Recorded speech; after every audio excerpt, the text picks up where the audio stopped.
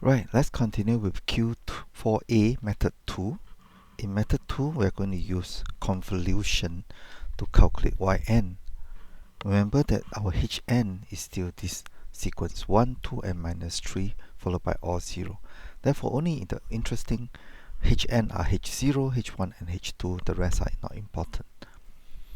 The convolution equation is xn convolved with hn or hn convolved with xn. They're commutative, so there's no problem. We like to write it here this way: h of k, x of n minus k, sum over k equals to negative infinity to infinity. Again, immediately we realize that h of k, most of them are 0, except, of course, this is the only one that is non-zero.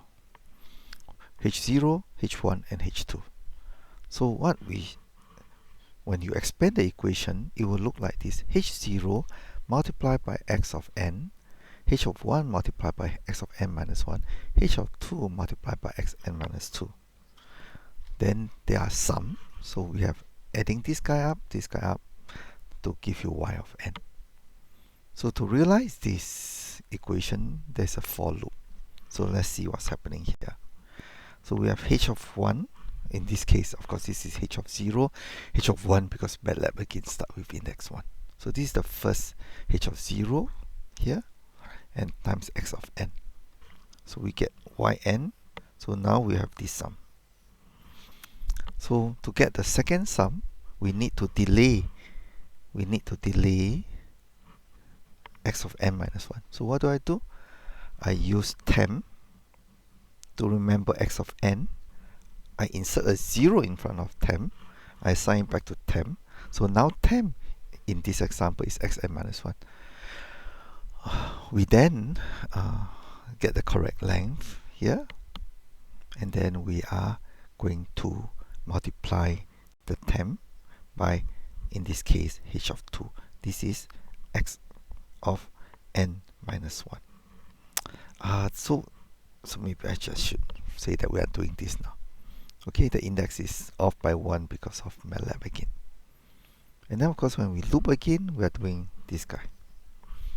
Okay, so you keep on summing, and we plot the convolution as in blue with the O. So let's look at the answer. So the blue looks okay after the second sample, but the blue in the first sample and the second sample is wrong.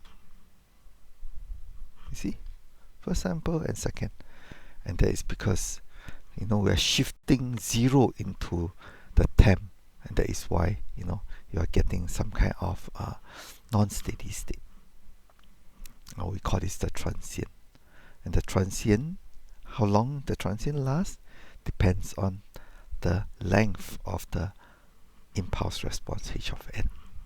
Okay, we'll come back to it. But now we have just solved for convolution. Alright, so the green little box here explains why the first few samples are different, and its reason is because we are shifting 0 into temp. Okay, and this does not occur when it's steady state. Alright, method 3. Now, that for loop during the convolution is realized by MATLAB's convolution operation, which is called conv. So in fact, it's just one line of code here. You give him the xn, you give him the impulse response h, and h we just say is 1, 2, minus 3. And then, in fact, if you want to put 0, it's fine. If you do not want to put 0, you put this, it's also fine. So you get the cyan. And the last method, which we will deal with in Z transform, is called filter. And then we'll put the coefficients of the impulse response here, and we'll put a equals to 1. So later on, you'll understand what is b and a. But in this case, b is the impulse response h, and a is 1 for this example. Alright, and we'll plot r. You'll see that the red, the cyan, and the blue method, they all give the same results. Everyone is the same except in the first two samples. Okay, method 2, 3, 4 produce the same transient. which is not happening in the steady state response. With that,